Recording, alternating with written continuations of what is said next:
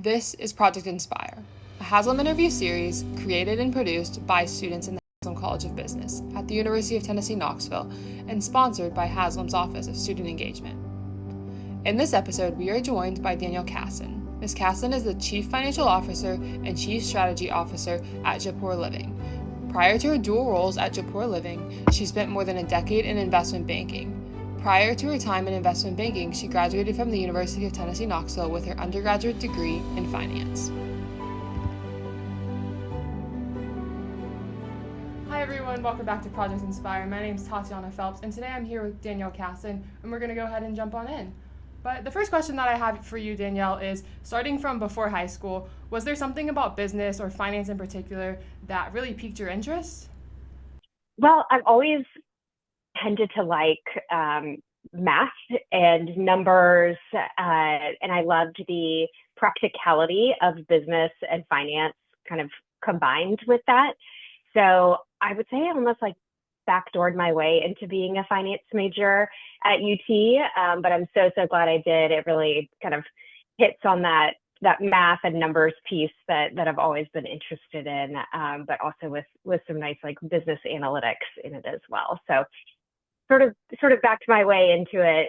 Thought for a time I wanted to be a lawyer, but I didn't want to be a political science or an English major. So fell back on finance, and the rest is history. Yeah, do you think that finance kind of came as more of a practical major than political science for you as well, knowing that you didn't have to go into law? Absolutely. It was definitely part of the thought process. There was always this kind of question in the back of my mind as to whether I did actually want to go into law. And if I didn't, I was always sort of like, what am I going to do with a political science or an English major? Whereas I knew I could always find a job if I was like a finance major or accounting major or something in the business world that was just a little bit more practical. And so that was definitely in the back of my mind as I was sort of deciding on what my major was going to be in college. Yes, I love that. I think that finance is such a great field, no matter if you're going to go into it or not. And just in business, it gives you a really great backing. But my next question is, walk us through your time in college, especially knowing that you're from Knoxville. How did you decide that UT was the right place for you? Did staying in Knoxville scare you or excite you? Yeah, so I actually started at Auburn. I went to Auburn my freshman year, and my sister was there. She was a senior when I was a freshman, and my sister and I were very close. And unfortunately, my dad tragically passed away the January of my freshman year of college. So I actually didn't go back to Auburn. I like to say that I'm a college dropout. So I spent the spring semester at home with my mom and my sister in Knoxville, obviously grieving and deciding what I wanted to do. And I decided that staying in Knoxville was the right decision for me. And, you know, with such a great business school up the road, it was a pretty easy decision in a really, really difficult time in my life. And so I enrolled and took summer school starting that summer. And I still managed to graduate on time in 2007 when I was, you know, in May 2007 when I was supposed to. So it took a lot of summer school to get me caught up. But it was great. And I found that I fell into being back in Knoxville, but with a good balance of meeting new people at the College of Business, and also some friends that I had from high school who had expanded their networks. So I would say that I'm still very close to some people from high school, but the majority of my friend group from college is not from Knoxville. So it was a really great mix, and I found it, even though I was 20 minutes from where I was born and raised, it was almost like a different city and a really, really great experience. Yeah, that's really cool. And I think going to that point of you were kind of talking about how you were grieving and like that was a really hard time, I'm sure, of life. But what were some impactful relationships that you had during your time here, specifically with Haslam, but also just in life? Yeah, I would say there are a couple of professors that I really got to know quite well, and a few classmates that, you know, were in all of my junior and senior level finance courses. And I just remember a lot of teamwork, especially my junior and senior year, a lot of case studies and working together collectively. So it was just a really good overall sense of community. And, it's hard to name one particular person, but just that overall feeling of community and belonging, which is pretty extraordinary because we didn't even have a business school at that point. It was under construction. So we were in the basement of Stokely. I was out on ag campus for some of my 400 level finance classes. We were all over the place, but somehow that volunteer spirit really continued to connect us. And it was just really fun. It was still a really good experience. So, absolutely difficult time, but I didn't really even know anybody that was a business major when I decided to make the switch to the University of Tennessee. I sort of did it, with my fingers crossed, and met a lot of new people just through activities and classes and stuff like that. So it was a really great experience overall. Wouldn't have changed it. Yes, that's awesome. There are so many clubs and organizations to be a part of. I'm sure there are many, many when you went to school here. Does the campus look very different from when you went to school here? It is unbelievably different. I actually brought my kids to Knoxville for their first UT game in the fall. It was awesome. And my son is 6.5 and my daughter is 3.5. So they're pretty young. And my husband has been back on campus with me for a while. He's a Davidson College grad. So the University of Tennessee Knoxville campus is totally different for him.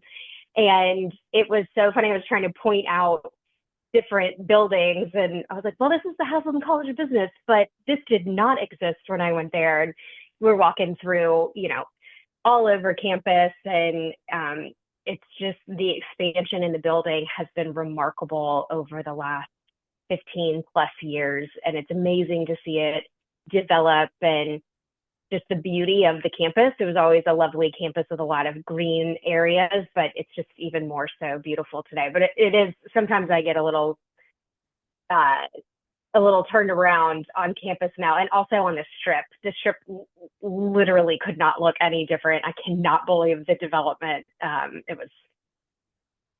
It's crazy. So it's great. I love to see the growth, though. To me, it means that there's an amazing love of the University of Tennessee and people that are willing to invest in it and in these surrounding areas. So all positive things. Yes. No, it's crazy to see the difference. I've been here for a little over 2.5 years, and it's the difference in the Strip, and we're getting our new building around 2027. So to come back once I graduate and see that building is going to be crazy. It's just, everything is always new buildings and just so much expansion and just improvement. Just crazy. It's mind-blowing to me that now we're going from 0 or under construction when I was there to 1 building to now 2 buildings. It's unstoppable, which is awesome. I love how big and how much investment has been made into the College of Business and the program and the faculty and all the opportunities. It's really incredible to see as an alum. Yes, absolutely. But our next question is, after a few years of experience, you went back for your MBA. What really made this the right decision for you, especially with timing, and a lot of students who are considering maybe going straight into their MBA or maybe going to work and finding a job that would even pay for it? What was kind of that decision process like for you? Yeah. So I, again, thought I wanted to be a lawyer, but I had this finance background. My very first job out of college was essentially a paralegal role at a law firm here in Charlotte, where I live today. It's where I moved right after undergrad. And I just quickly decided that was not the career path for me. And I wanted to get into investment banking, but that was 2008, and investment banking jobs were almost impossible to come by at that point. So I was given the very wise advice to go get a job in finance or accounting to build my resume, and then apply for an MBA and get a job as an associate out of my MBA versus starting as an analyst out of undergrad. And so I worked for Lockheed Martin for a couple of years in a finance role. This is where I'm very, very glad I had my finance degree from the University of Tennessee, because it was plug and play. It was really, really great. And honestly, I still leverage some of that experience today that I had at Lockheed Martin. And I think, the decision for me then was Lockheed Martin would pay for my part-time MBA, or I could go get a full-time MBA and get into investment banking. And so I decided that I still wanted to do investment banking. So I took the leap, took the GMAT, and ultimately went to University of North Carolina at Chapel Hill at the Keenan Flagler School of Business for my MBA, my full-time MBA. And it worked for me because, one, I had relevant experience that I could draw upon in my classes and also in my interviews. And second, and almost most importantly, is I had a plan for what I was going to use my MBA for. I knew I needed it as a launching point to get from industry finance into investment banking.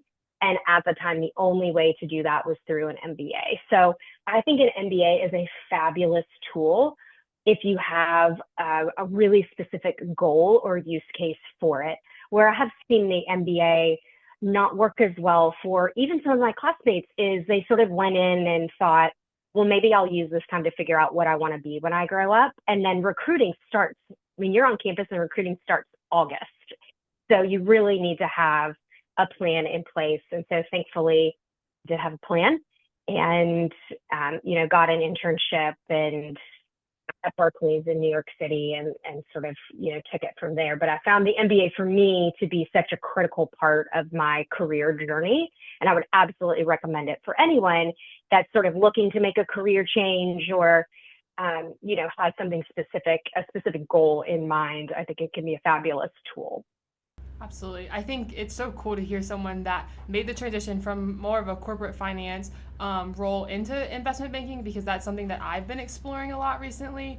Because I don't know if you're familiar with our Torch Fund program, but that program it's kind of built for someone that wants to be a wealth manager or investment banker. So it's been interesting to we went to Wells Fargo in Charlotte. We got to tour their trading floor a couple weeks ago, and it was like, wow, this is crazy. But at this point, you would be off cycle technically if you wanted to transfer into it as a junior. So that's really interesting to hear. But I'll go back to our questions. You've served on the Haslam Young Alumni Board. Can you talk a little bit about that role and really the value you see in giving back to the community here? Yeah, it was great. It was a 2-year commitment, which was perfect for that kind of phase in my career. And I think when I started, I didn't have any children. And then by the time I ended, I had my first son. So it was perfect. And it was honestly the best way to get re-engaged back into the College of Business. It's really easy to, once you graduate, kind of move on in many ways, go back for football games, but be less connected to the College of Business. So that was a really, really wonderful way for me to get back on campus. I got to hear all about the construction projects that were going on around the broader UT campus, but also the College of Business. I got to understand how our students were learning, what the most common and highest ranked majors were. It was just really interesting to see how far the program has come and also where it's going. And, I'm a donor every year, and it's really nice to understand where my financial dollars are being put to work. Got to see some of the really cool, labs with the Bloomberg terminals and just all the programs and the way that the school is invested in its faculty, staff, and the students. So that was great. And it's honestly reconnected me back into the College of Business even a little bit more. I don't get on campuses nearly as much as I would like to, but it's a great way to just stay connected and learn. And hopefully I'll be able to come up for air at some point when my youngest are a little older and find ways to give back even more. It's super important to me. I'm a pay it forward kind of person. So it's really important to me to try to do, better for those that come behind me than was even available for me. And the College of Business has grown and expanded so much. There's so many ways you can get involved now. So that's been great.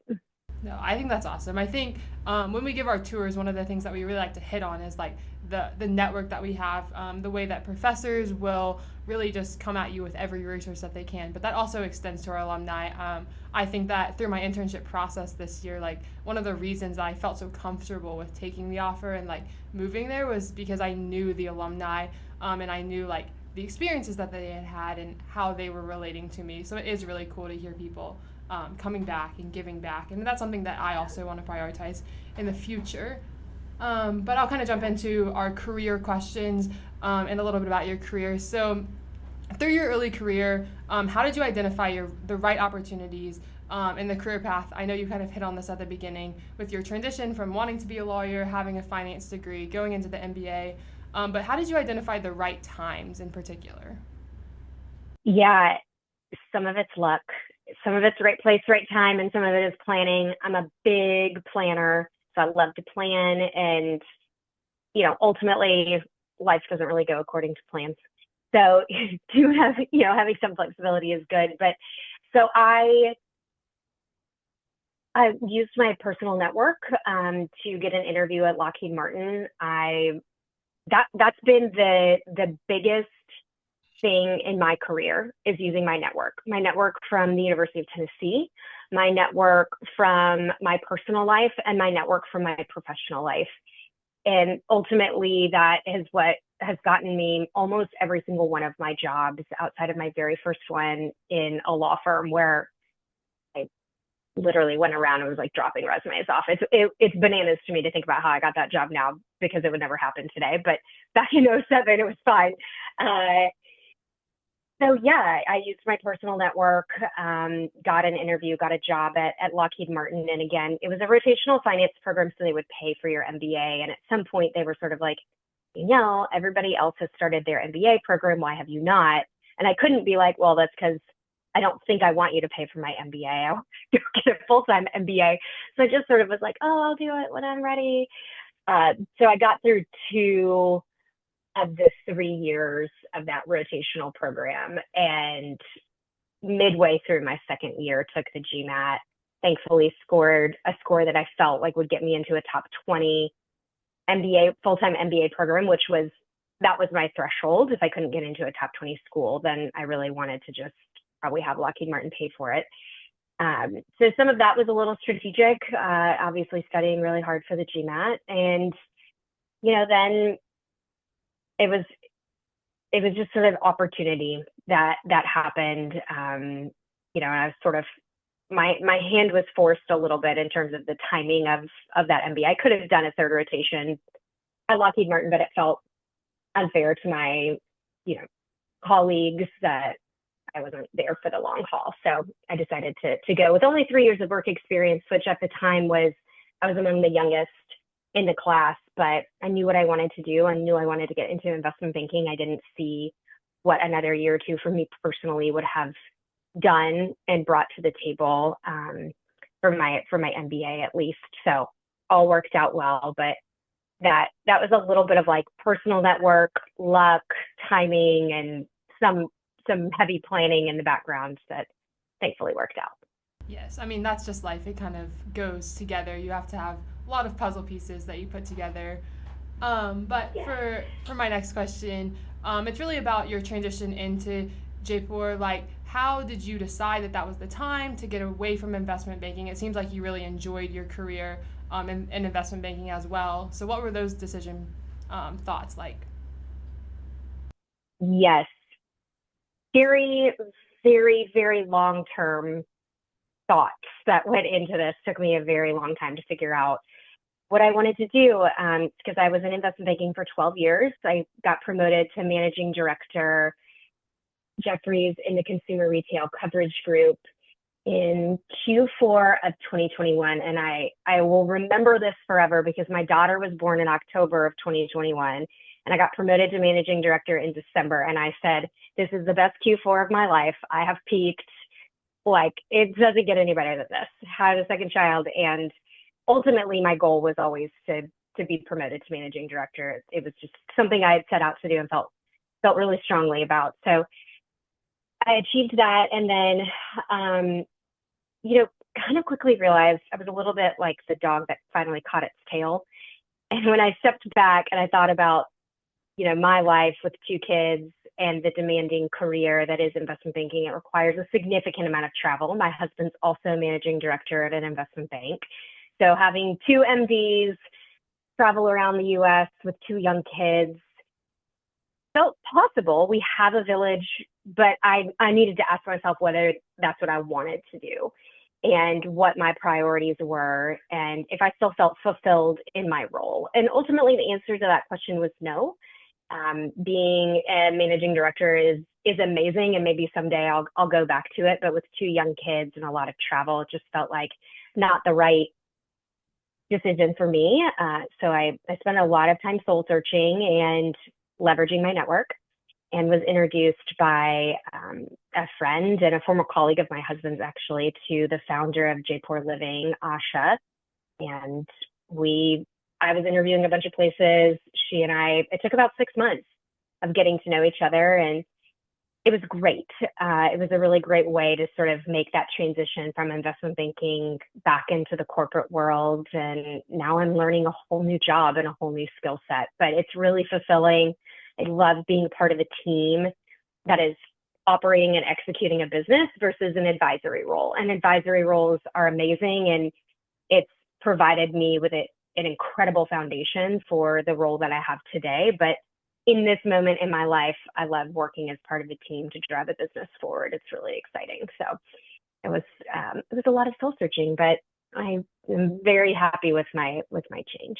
Yes, no, that's awesome. I think I just want to personally go back to maybe a little bit before what we just discussed, but your transition, like through your roles, did you change banks? What was your process like to get to managing director? Because that is a huge accomplishment and a huge just goal for so many people. Yeah.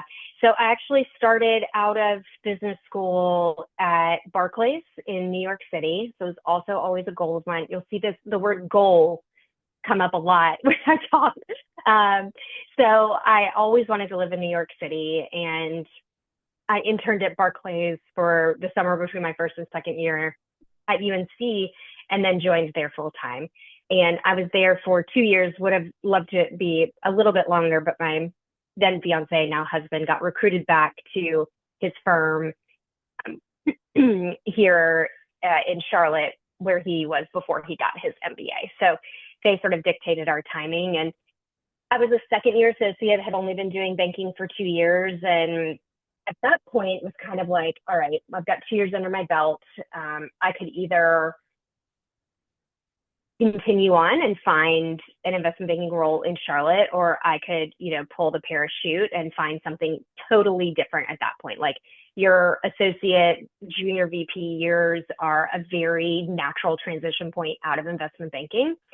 So ultimately, I interviewed at multiple investment banks in Charlotte, and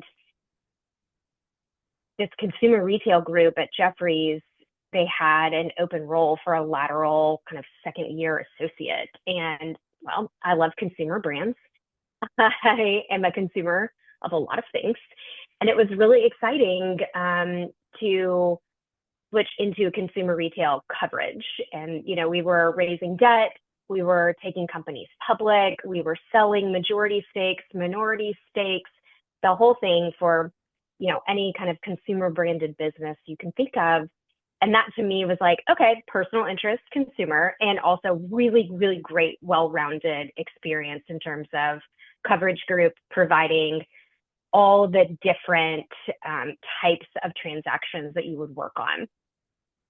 And started there as an associate, and ultimately just kept working hard and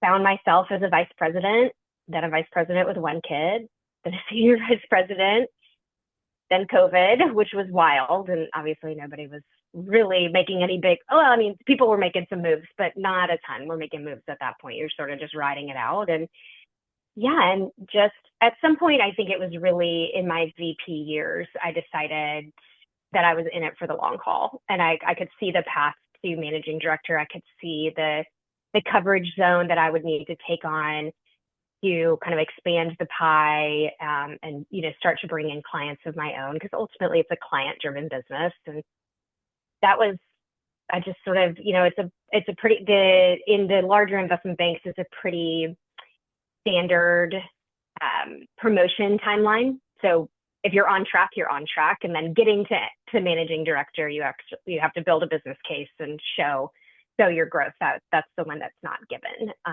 But yeah, that was sort of the decision I made, and it felt like it flew by. But after 10 years at Jefferies, somehow woke up and was managing director, and a lot of hard work, a lot of blood, sweat, and tears in the interim. But when you're goal oriented, you just sort of put your head down and do it. Yeah, no, that's awesome. To kind of come back to your goal that you kind of had mentioned, just the word, what does that mean to you? How have you defined your goals, and especially maybe related to your personal priorities as well? Yeah, so I would say my goals have definitely evolved, personal goals and professional goals.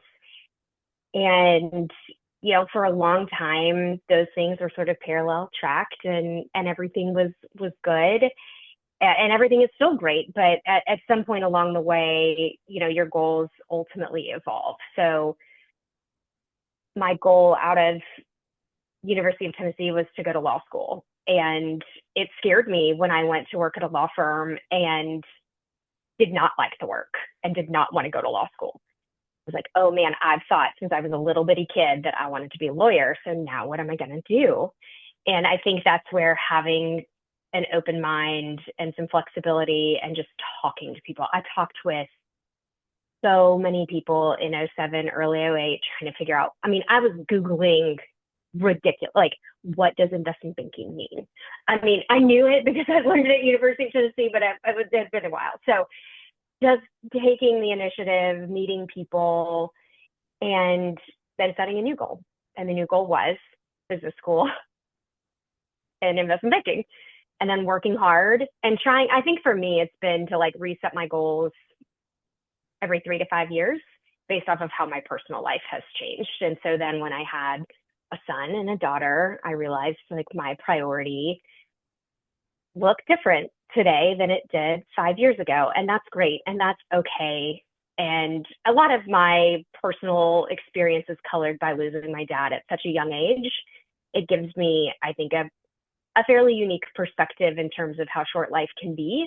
And that has been a huge driving factor in the decisions that I have made just personally in terms of career changes and moving to Charlotte from New York. We loved New York, but we couldn't raise a family there, and we knew we wanted a family. So, and then when I did have a family, okay, how does that impact my life? And then maybe when my kids are older, I make another change and I have a different goal. So trying to set those nice 5-year goals and check in with my personal life along the way to see if they're still jiving, and not being afraid to make a change if you realize that things are not going according to the plan you set out.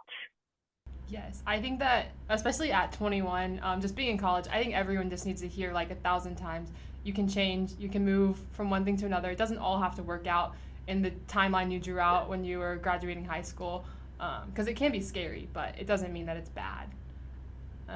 Absolutely. And I've definitely made some changes along the way. Yes. I'll jump down to kind of a little bit about you just being a woman in finance. Like, you've obviously had an incredibly successful career, which is super cool to hear about as a finance major, someone hoping to pursue a career in finance. But what have you found as a differentiator for yourself, and what do you look for in others, of a differentiator of how they can mentor you, how they can lead you, and how you can lead them as well? Yeah, I've had some really great mentors in my career, and I think I've never actually had a formal mentor. They've all been natural or organic, which I think helps with the mentor-mentee relationship. And some of them have been men and some of them have been women. And I think that's also really important to have perspective, from everyone with multiple different types of backgrounds. So I love diversity of thought.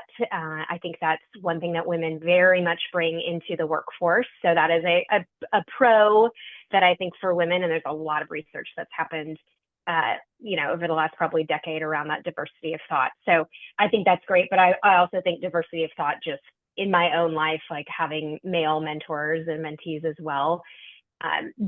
Investment banking is a pretty lonely industry for senior women. There were not many at Jefferies or kind of across Wall Street. So the relationships that I forged either at my bank or honestly with private equity partners or senior women at private equity they were really important to me. And those are the relationships that I've taken with me kind of into this next chapter of my life, just supporting each other and asking for advice along the way.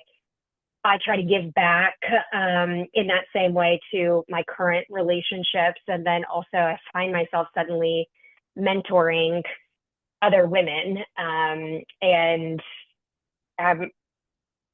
always try to be honest and relatable. And it's a really interesting shift that I think has happened in the last couple of years. When you make it to managing director as a woman and with 2 kids, you look around and there aren't many of you. And so I've always been the kind of person that I've never wanted to be treated differently because I'm a woman. I've never wanted the expectations to be different for me than my male counterparts. I don't want to be held to a different standard. But ultimately being a mom with 2 kids looks a lot different. And so sort of balancing those and having conversations with my mentors about what that means and the things that I can do and how I can communicate has been really important to me. And then turning around and trying to share some of that wisdom on with the next generation as, people are looking to start a career or are already embedded in their career and maybe want to start a family and, talking about how you make it happen and how you make it work. Those are all things that I've seen to some degree myself, and there's no perfect way or one answer, but I'm always here to provide perspective that was given to me by my mentors too. Yes, that's awesome because you can learn so much from those people that came before you, and so that's so important. But regarding your career, you have so much to look forward to still in the future. But looking back, what has your proudest accomplishment been? It could be personal or professional or both. Well, I alluded to it earlier. It was when I had my daughter in October 2021 and got promoted in December. I was actually still on maternity leave and got the call that I got promoted. And that was probably one of the most amazing feelings. Looking at at that time, I think she was like a 6 or 7 week old girl and getting promoted to managing director in an investment bank. I mean, that was a really big deal to me, and to be able to kind of show my daughter that the path is there. And it was a really cool moment. That was definitely my proudest accomplishment, both the kid and the promotion. Yes, no, that is so cool. Have you found that your companies that you've worked for, you've had to ask for respect or ask for that kind of, you kind of alluded to it earlier, of just women in business, having a family? Have you had to ask for that, or have you found that naturally? Kind of both. It's come pretty naturally. And I'd say, again, everybody's timing looks different. And I was a little bit older when I had my first kid, and I was a 3rd year vice president, which is, I already had been working at Jefferies for, I think, 5 years by the time I had my first child. And I do think having built up that goodwill and having worked really hard and having the trust of the managing directors that I supported and our group had at the time made it such that when I came back and my nanny left at 6:30 every day, I was able to ask and set a boundary and say, I need to leave the office by 6:10 every day so that I can go home and see my child, see my husband, spend some time with, his name is Harrison, my firstborn, my son, and spend some time with Harrison and put him to bed. And then I'm all yours. Starting at like 8 p.m., if you need me to log back on, I will absolutely log back on. And most of the time I did log back on. If I need to do calls, whatever needs to happen, I just ask that most days starting, from kind of 6:10 to 8:10, if you will, that I have those 2 hours. And that was the only time that I ever asked for some sort of differentiated treatment. But you know what? Then when I asked for that treatment, when there was a call that went long or they needed me in the office for some sort of deadline at 7 p.m., I was still committed. And I would call my husband, and having a husband in investment banking, at least he understands the ask when I tell him, I have something important, an important deadline. And it's really that commitment to each other and the flexibility, and continue to show up both at home and at work when it's needed is what I think allowed them to have faith that I was still really dedicated and was willing to make it work, even if I did most nights ask for that 2-hour block. So I think that was really the only thing that I've done, and that really the big boundary that I tried to set in investment banking. It's hard to set boundaries, but that was one that I did, and I'm very happy for it, because I was able to put my son to bed at night, most nights, which is the best part of the day, when you get to snuggle and do all that. So the bedtime routine is the sweetest. So absolutely. Well, we have a few questions that we ask everyone. So the first one is, what is something that you know now that you wish you knew when you were 20? That life is unpredictable and that you have to be flexible.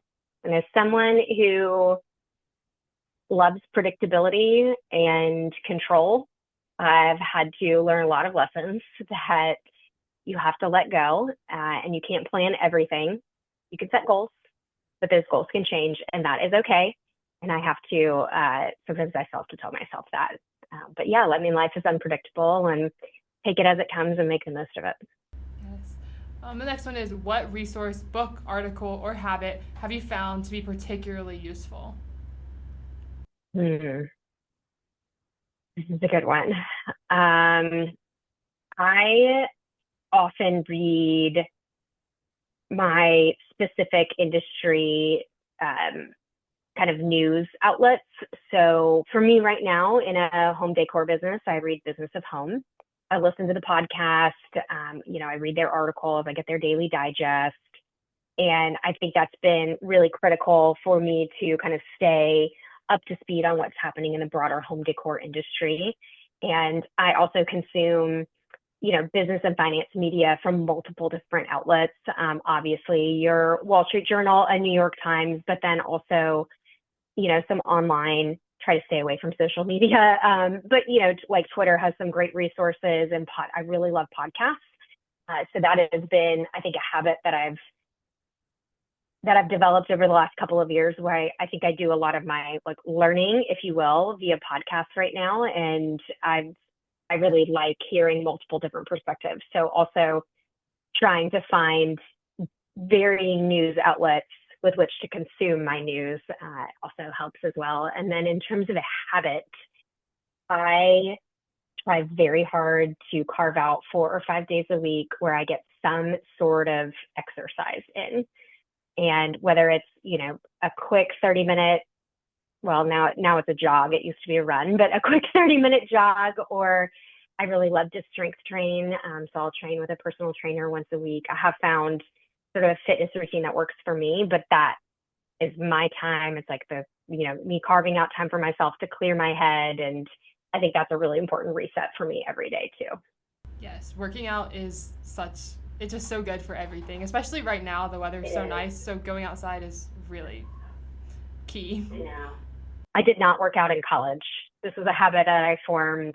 I danced growing up, and then was just a lazy pile of bones in college. And then after college, really right around business school time, I got back into working out and tried all sorts of different workouts. But it's now part of my mental well-being. Yes, absolutely. Fitting the theme of the podcast, though, what inspires you? The next generation. Y'all are awesome. I love seeing how many women are interested in finance. There were not many of us in my classes when I was there. And I feel like now, even looking at some of the analyst classes we were bringing in investment banking, 50-50 men and women, which is awesome. And so I'm inspired so much by this next generation who has big ideas, super creative, always thinking outside the box. And then, kind of probably more importantly to me, just the mix of women and everything, with big goals and big aspirations and wanting to break that glass ceiling. I know it sounds a little cliche, but I think we're still working on it. I'm inspired by that. Yes. And then what's next? Maybe you have some next steps you have. What's your next maybe goal, if you would like to share that? But in general, what's next? Yeah, I think this might be the first time that I really don't have a huge goal. I have some goals in, for like 3 to 5 years that I have in my current role at Jaipur Living. They're a little bit strategic in nature in terms of where I want to see the business go. So that's my big goal. And it's interesting. I have been just so immersed in this new opportunity and this new company and this new role and the culture of Jaipur Living that for once I haven't had to think, what do I want to do 5 years from now? Because I want to do this 5 years from now, which is a really, really cool place to be. I think investment banking is amazing, but it's a bit of a hamster wheel. So every year you sort of re-up, about this time every year, sort of decide, all right, do I have another year in me? Bonus gets paid out and then you're either heads down and you make it another year or you decide to do something else. And so for now, it actually feels really good to be settled in a place where I could see myself for the foreseeable future. And the main goal is to help grow and build this business into a household name at some point. Would be amazing. We sell rugs. So if you need a rug, beautiful, beautiful product. So yeah, that is my personal goal right now. Absolutely. Well, thank you so much for joining us. Genuinely, it was so great to hear from you. I think your career has been amazing. Your story, just how much you prioritize your family, is also incredible and inspiring. Thanks for tuning in to Project Inspire. If you enjoyed our episode, consider giving us a 5-star rating, leaving a review, or following us. We're available on all streaming platforms, including Spotify and Apple Podcasts. Be sure to check out some of our other episodes while you're here.